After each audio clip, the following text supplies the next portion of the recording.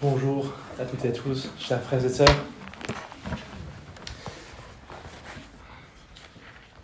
Nous allons continuer ce matin dans la première épître de Pierre. Et comme vous pouvez le constater, nous approchons de la fin de cette épître. Et Pierre commence en quelque sorte à résumer tout ce qu'il a essayé donc de communiquer, d'exhorter aux croyants, aux lecteurs de cette épître. Et ce matin, nous allons lire ensemble le texte dans 1 Pierre 4, versets 12 à 19.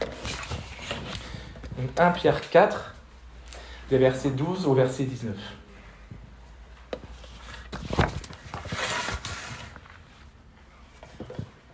Mes bien-aimés, ne trouvez pas étrange d'être dans la fournaise de l'épreuve, comme s'il vous arrivait quelque chose d'extraordinaire. Réjouissez-vous, au contraire, de la part que vous avez aux souffrances de Christ, afin que vous soyez aussi dans la joie et dans l'allégresse lorsque sa joie apparaîtra. Si vous êtes outragés pour le nom de Christ, vous êtes heureux, parce que l'Esprit de gloire, l'Esprit de Dieu, repose sur vous. Que personne d'entre vous, en effet, ne souffre comme meurtrier, ou voleur, ou malfaiteur, ou pour s'être ingéré dans les affaires d'autrui. Mais si quelqu'un souffre comme chrétien, qu'il n'en ait point honte, et que plutôt il glorifie Dieu à cause de ce nom. Car c'est le moment où le jugement va commencer par la maison de Dieu. Or, si c'est par nous que ce jugement commence, quelle sera la fin de ceux qui n'obéissent pas à l'évangile de Dieu ? Et si le juste se sauve avec peine, que deviendront l'impie et le pécheur ? Ainsi, que ceux qui souffrent selon la volonté de Dieu remettent leur âme au fidèle Créateur en faisant ce qui est bien. Jusqu'ici la parole de Dieu. Amen.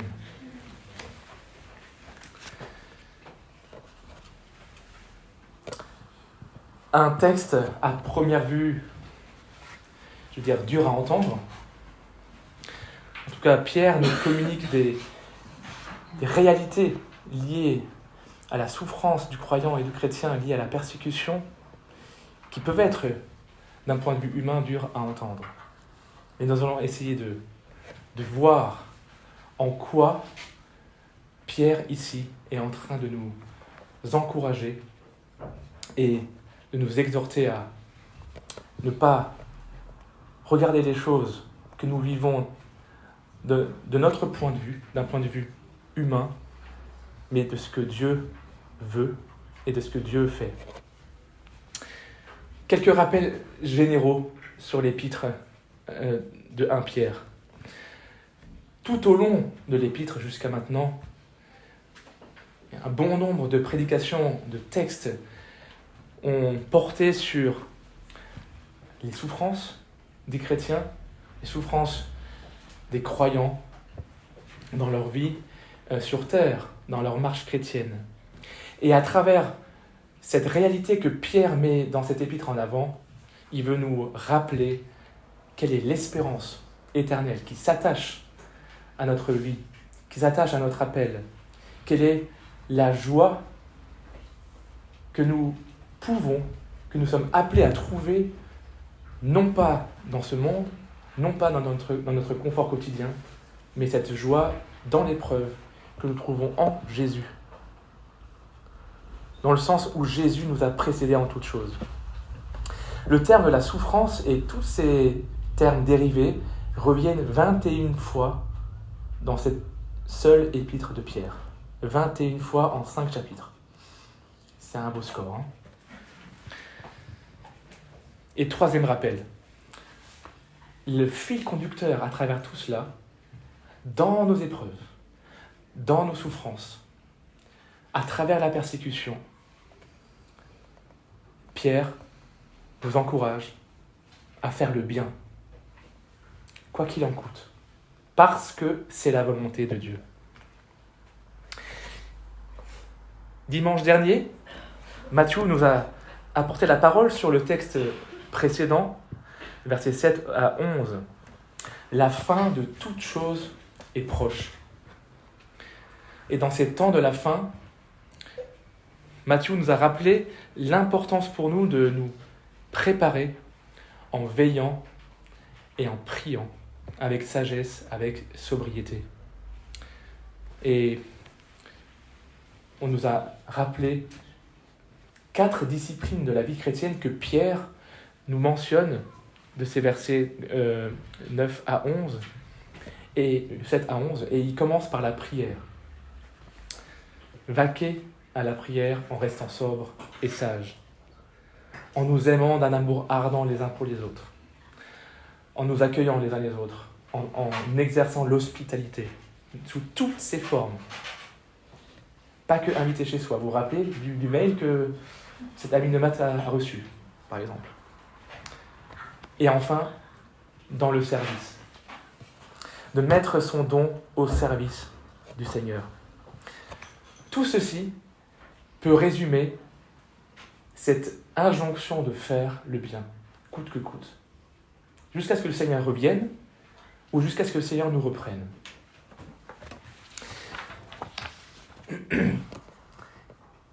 Sur ce passage, versets 12 à 19, Pierre nous... excusez-moi. C'est bon.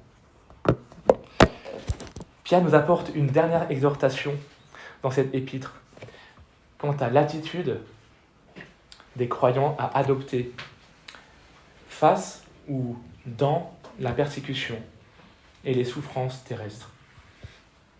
Et j'aimerais donner ce titre à ma prédication, la victoire dans la persécution.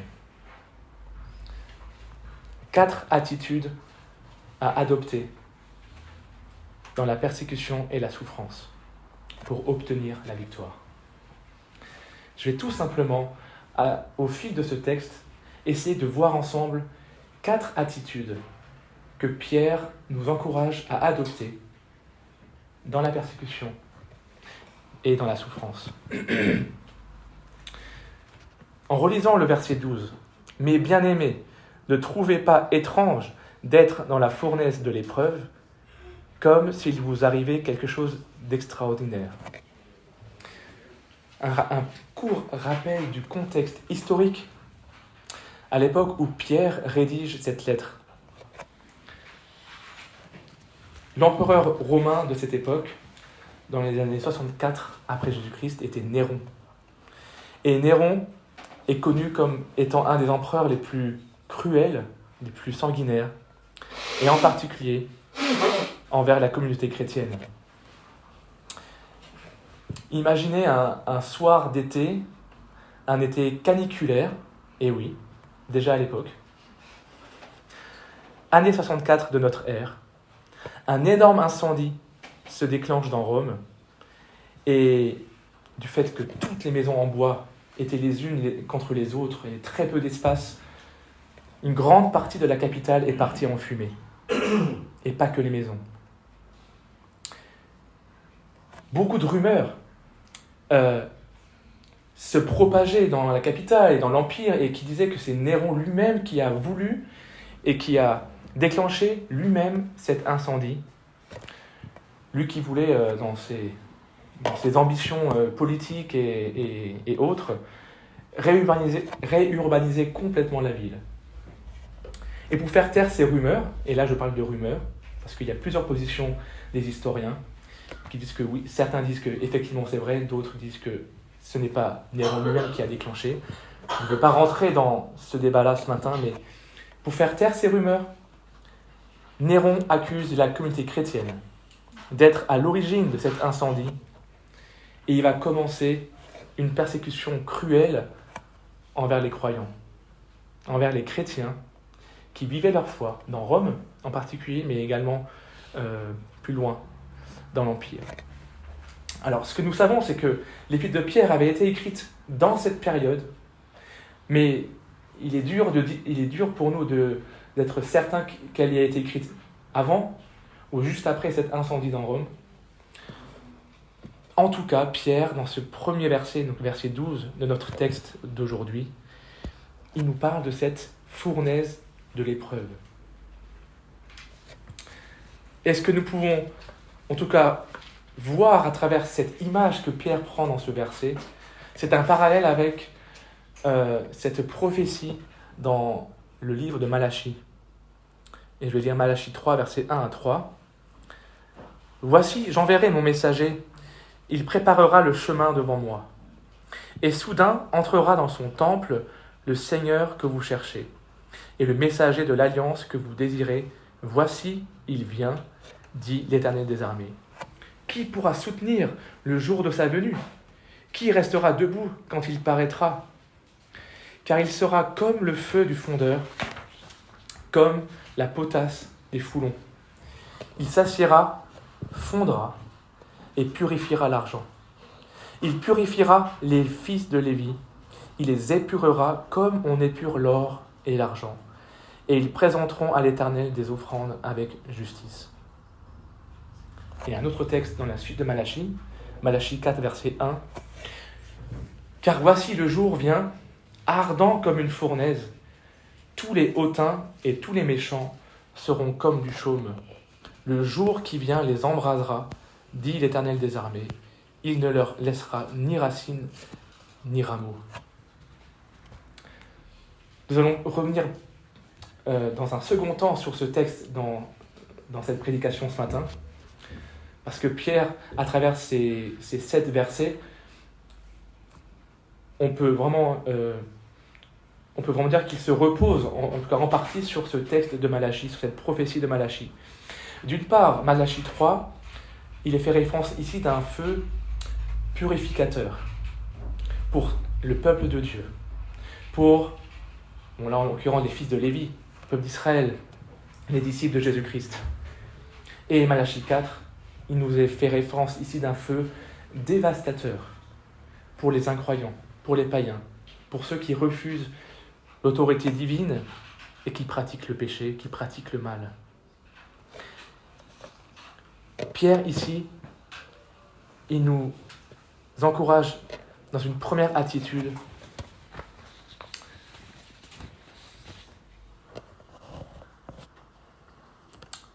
à accepter la souffrance, à accepter la persécution et ne pas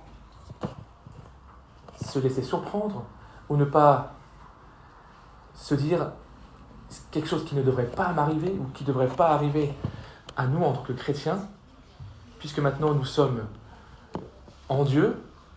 Pourquoi est-ce que nous vivrions ces souffrances sur la terre? Nous sommes encouragés ici à nous attendre à la persécution. L'expression « comme s'il vous arrivait quelque chose d'extraordinaire », s'il vous arrivait, on peut aussi le traduire « venir par hasard ».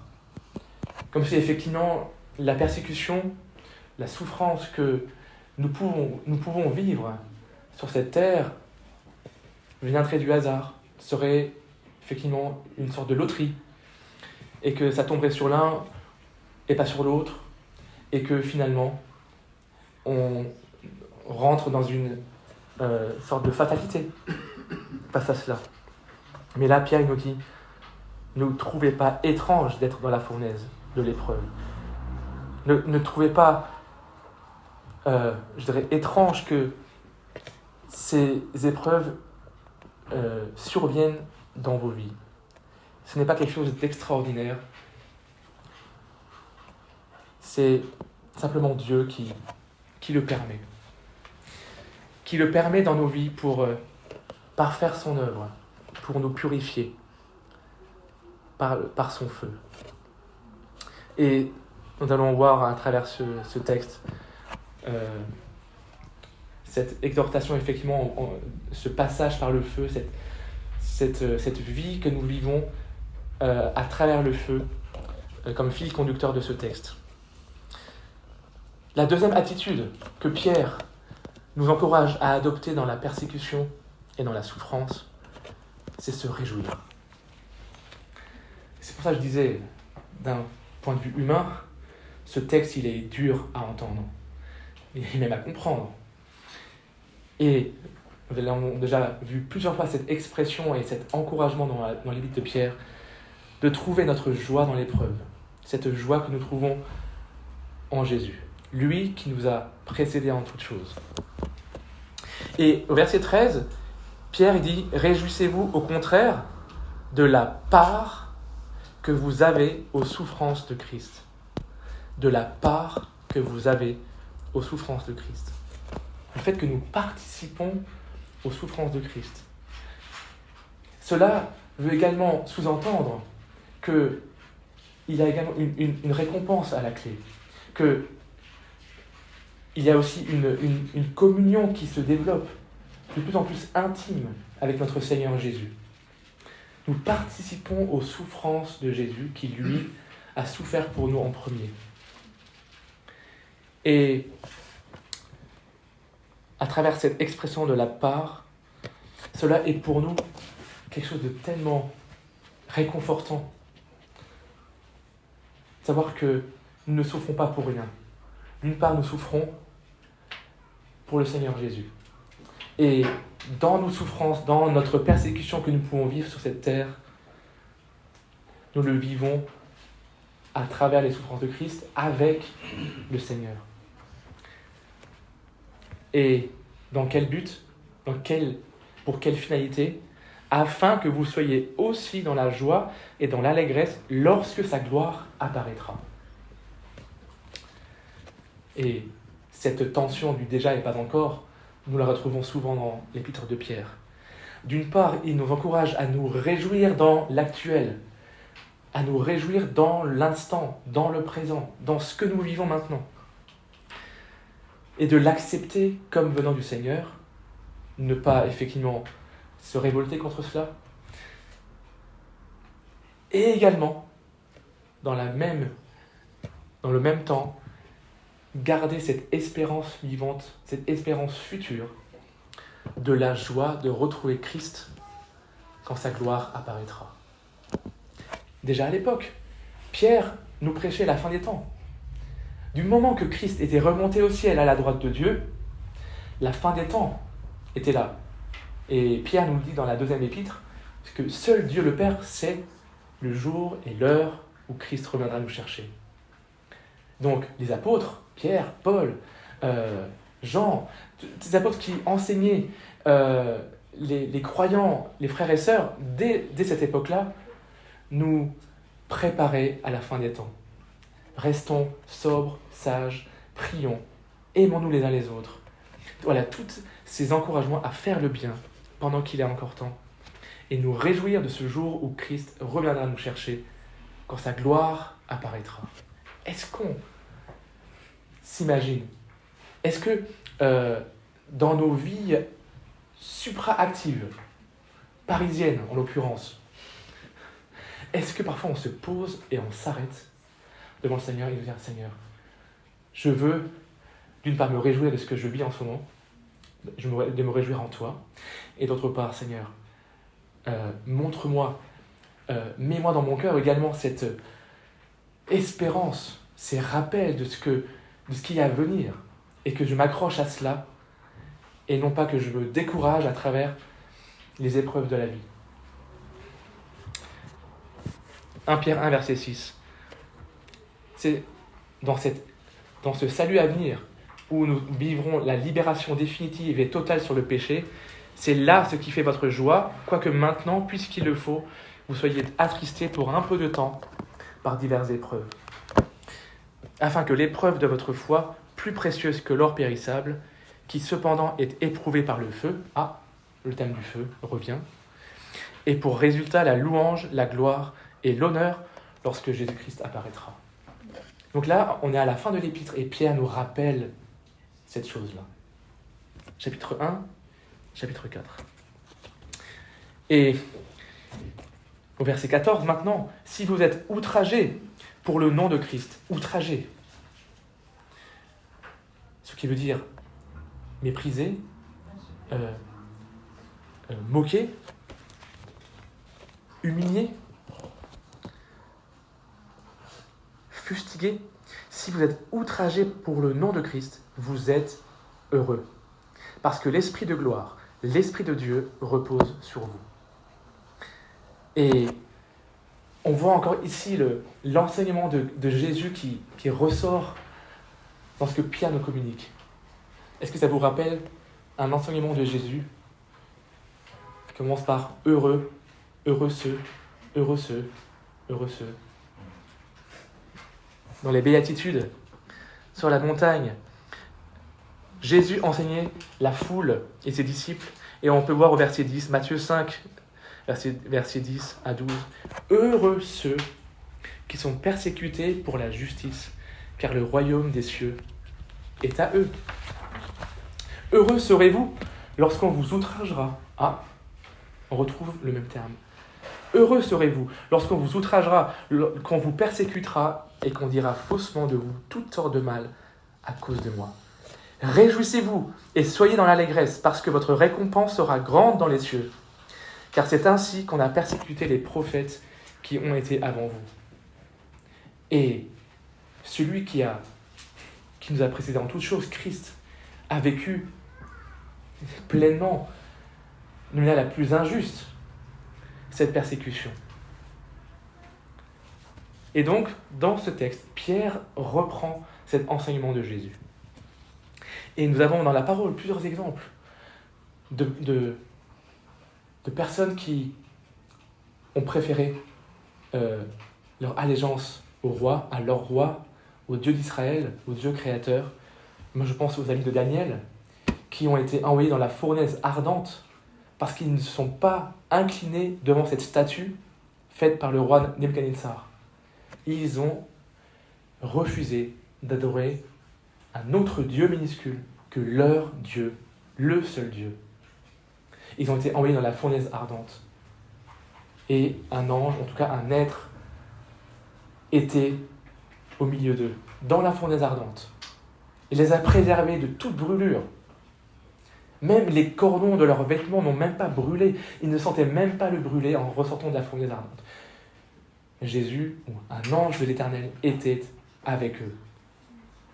L'Esprit de gloire, l'Esprit de Dieu repose sur vous. Mais quel réconfort de savoir que le Saint-Esprit est en nous. Il repose sur nous, qu'importe ce que nous vivons. Et nous parlons ici de la persécution, de la souffrance, de l'outrage que nous pouvons vivre en tant que croyants.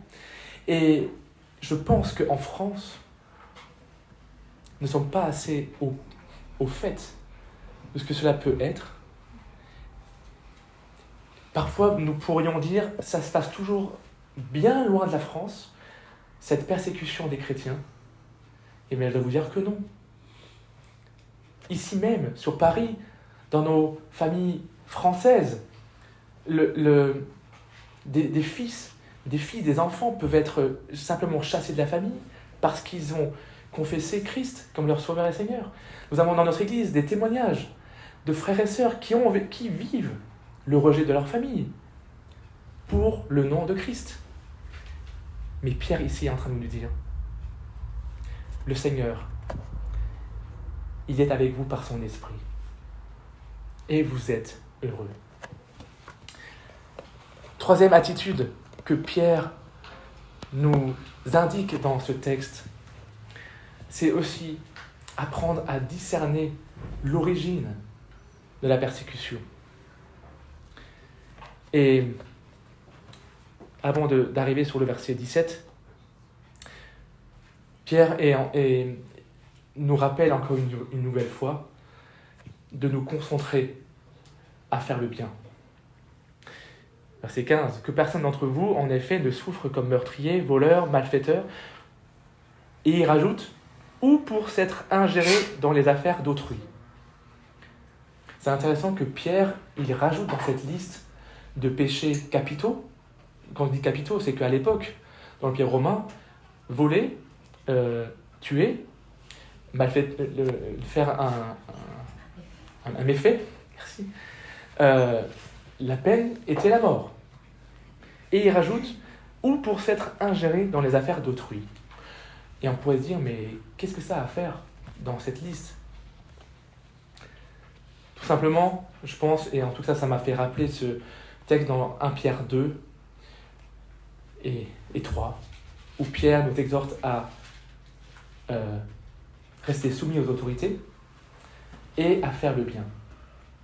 Rester soumis aux autorités, rester soumis à nos maîtres, que nous vivions également la soumission, et je dirais même mutuelle, dans le couple, et qu'en toute chose, nous pratiquions le bien, car c'est la volonté de Dieu. Et je pense qu'en tant que chrétien, dans notre société, et là en particulier en France, on peut être si facilement tenté d'aller juger l'autre, d'aller juger le méfait de l'autre. Dire, mais l'autre, il pourrait quand même faire ci, ou il a fait cela. Et ce n'est pas juste. On peut facilement critiquer également aussi tout ce qui se fait au niveau de notre pays, de notre gouvernement, de différentes choses. Et attention, effectivement, à rester fixé sur l'essentiel, à faire le bien. Dans le commentaire de John MacArthur du Nouveau Testament, il donne simplement un exemple, une histoire qu'il a vécue, une conversation avec un pasteur russe, je pense encore du temps de la guerre froide, où les chrétiens en URSS étaient durement persécutés aussi pour leur foi. Et il pose cette question à ce pasteur russe. Vous et vos frères chrétiens, vous êtes-vous jamais rebellés contre cette forme de gouvernement ? Et le pasteur y répond, la conviction des croyants est que s'ils devaient être haïs ou persécutés par les autorités séculières, les autorités de notre pays, ce devait être pour l'Évangile et seulement pour l'Évangile. Restons focalisés à faire le bien. Toujours revenir devant le Seigneur par rapport à notre propre vie. Que le Seigneur nous transforme nous-mêmes. Il transformera les autres dans sa bonté, dans sa souveraineté, dans son plan divin. À nous de travailler à notre salut, de développer une relation toujours plus proche, intime avec notre Seigneur Jésus. Et nous arrivons au verset 17, que je vais relire. Car c'est le moment où le jugement va commencer par la maison de Dieu. Or, si c'est par nous qu'il commence, quelle sera la fin de ceux qui n'obéissent pas à l'évangile de Dieu ? Un verset qui peut être un peu compliqué à interpréter ou à comprendre ou à accepter même. Mais je pense que Pierre, dans ce verset, il veut nous dire que Dieu, dans sa souveraineté, il permet les persécutions dans son Église, au sein de son Église, comme des jugements disciplinaires. Mais il réserve sa colère du jugement dernier pour les païens, pour ceux qui ont refusé l'autorité divine, qui ont refusé d'abdiquer devant Christ jusqu'à leur mort. Et c'est pour ça que Pierre dit, mais si c'est par nous que ce jugement commence, à travers ces persécutions, à travers les souffrances que, en tant que croyants, nous pouvons vivre sur terre, quelle sera la fin de ceux qui ne croient pas en Dieu, qui n'obéissent pas à la parole de Dieu? Le jugement dernier, pour ceux qui ne croient pas, sera d'autant plus terrible. Et ce qui est tellement triste, ce qui sera définitif, ce sera l'enfer pour ceux qui ne croient pas de leur vivant sur terre. Et quand je mentionne ces jugements disciplinaires que Pierre nous parle ici, j'aimerais tout simplement revenir sur ce texte de Malachie, d'une part, Vous vous rappelez Malachie 3 ? Ce feu purificateur. Que Dieu, il va nous faire passer par un feu purificateur en reprenant l'image de l'or qui va être chauffé pour devenir liquide. Toutes les scories donc de l'or remonteront à la surface et le fondeur, l'orfèvre, va récupérer ces scories. Et pour purifier l'or, c'est à travers les persécutions, l'épreuve, les souffrances que Dieu permet qu'il nous purifie. Pour arriver donc devant le trône blanc, devant Christ, et qu'on soit appelé bon et fidèle serviteur, bonne et fidèle servante, rentrez dans la joie de votre maître. Et ça me fait aussi penser au thème que James a pris pour la présidence ce matin, ce temps autour du dimanche des rameaux, l'entrée triomphale de Jésus dans Jérusalem et ce temple qu'on voyait en rentrant dans Jérusalem. Et j'aimerais juste lire un texte dans 1 Corinthiens 3.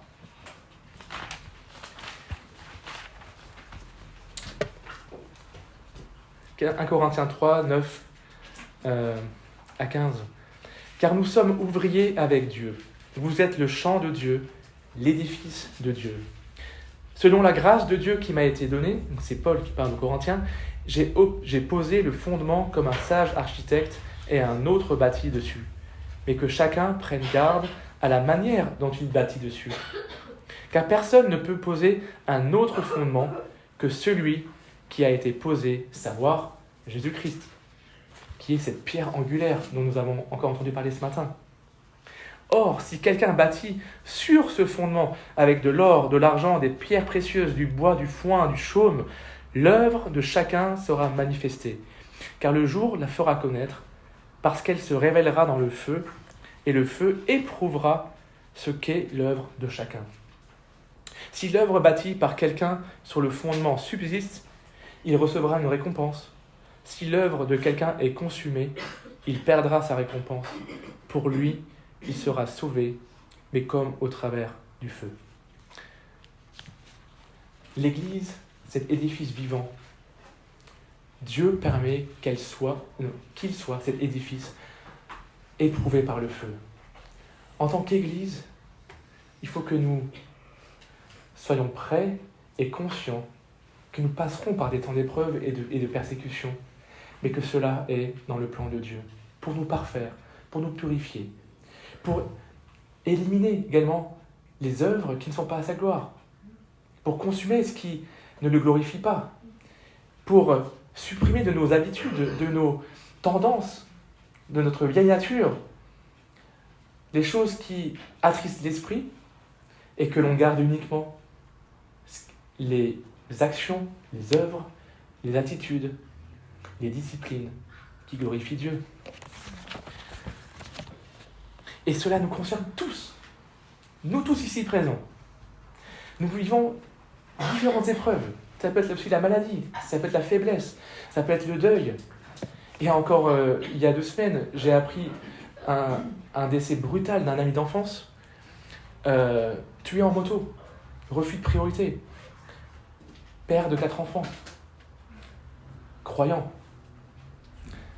Et dans tout cela, on peut se dire, mais pourquoi, Seigneur ? Et on pourrait se rebeller, on pourrait se révolter. Mais on doit être encouragé. Non, Seigneur, tu as un plan, tu es souverain sur toutes choses. Et tu nous permets des épreuves, le deuil, la maladie, la persécution, l'outrage.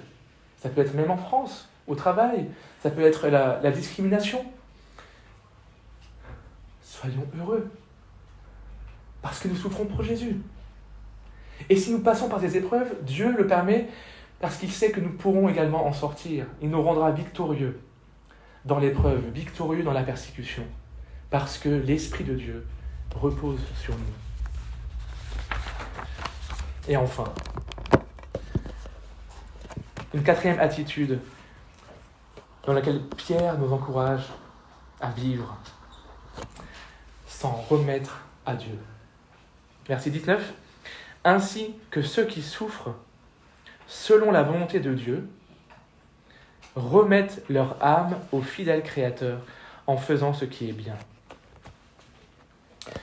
suivre l'exemple de Christ, développer une foi semblable à celle de Christ. Christ nous ayant précédés en toutes choses. Christ ayant été victorieux en toutes choses. Amen. Et ce terme, sans remettre dans ce texte, issu du grec, est un terme relatif au milieu bancaire, au milieu financier. Et on pourrait le traduire par réaliser un dépôt sécurisé. Déposer, confier. Confier notre âme, confier notre esprit à notre fidèle Créateur. Et on voit déjà dans l'épître de Pierre, au chapitre 2, verset 23, donc cet exemple de Christ, qui lui a souffert jusqu'à la mort. Verset 23, lui qui injuriait ne rendait point d'injure, maltraité ne faisant point de menaces, mais s'en remettait, le même terme, mais s'en remettait à celui, donc son Père céleste, qui juge justement. Comme notre Seigneur Jésus, apprenons à nous remettre en lui, entre ses mains. Luc 23, verset 46, Jésus était crucifié à la croix. Et Jésus s'écria d'une voix forte, « Père, je remets mon esprit entre tes mains. » Et en disant ces paroles, il expira. Il s'est remis entre les mains de son Père. Il est mort. Mais 3 jours plus tard, Dieu, par la puissance de son esprit, a ressuscité notre Seigneur Jésus. Et aujourd'hui, il est vivant. Christ a eu la victoire définitive sur le mal, sur la mort. Le centenier, voyant ce qui était arrivé, glorifia Dieu et dit « Certainement, cet homme était juste. » Combien de fois dans cette épître, Pierre, il nous dit « Pratiquez le bien pour que ceux qui vous entourent, qui ne croient pas, le voient et glorifient Dieu le jour où Dieu les visitera. » 1 Pierre 2, verset 12. Que, mes frères et sœurs, nous soyons encouragés à travers ce texte. Non pas découragés, mais encouragés. De savoir que, qu'importe ce que nous allons vivre, le restant de notre vie sur terre, premièrement, c'est la volonté de Dieu. Nous ne devons pas être surpris. Et nous sommes encouragés à nous en réjouir. Parce que nous souffrons pour Jésus, avec Jésus. Lui ayant souffert pour nous en premier. Rappelons-nous également que l'Esprit de Dieu repose sur nous. N'ayons pas peur. Je suis toujours tellement touché du témoignage de ces visages de nos frères et sœurs persécutés dans le monde pour leur foi, qui viennent témoigner, par exemple, au week-end porte ouverte, ou même dans leur témoignage, nous ressentons leur joie dans le Seigneur. On voit leur joie sur leur visage. Et c'est pas du fake. C'est simplement Christ en eux, par son esprit, qui leur donne cette joie dans l'épreuve. Et tout ce qu'ils nous disent, et ce qu'ils nous demandent de faire, c'est de prier pour qu'ils tiennent ferme dans la persécution, qu'ils continuent d'avoir la victoire dans la persécution en se reposant sur Christ. Nous sommes dans des temps qui deviennent de plus en plus mauvais, en France y compris. Et je ne pense pas que ce soit pour rien que le Seigneur nous ait amenés à traiter de cette épître de Pierre qui nous parle ô combien de la souffrance et de la persécution. Je ne suis pas là en train de dire que ça va nous arriver rapidement en France, mais restons sur nos gardes, veillons, prions, parce que la persécution peut se vivre de différentes manières, et pas que de manière physique, pas que à travers la mort ou l'emprisonnement. L'ennemi, et nous le verrons dans le chapitre 5 pour conclure cette épître, il va aussi nous faire peur, nous faire douter comme un lion qui rugit, et qui n'a plus de droit, qui n'a plus de prise sur nous, parce que le sang de l'agneau nous couvre. Voilà, remettons-nous entre les mains de Dieu, entre les mains de notre fidèle Créateur. Amen.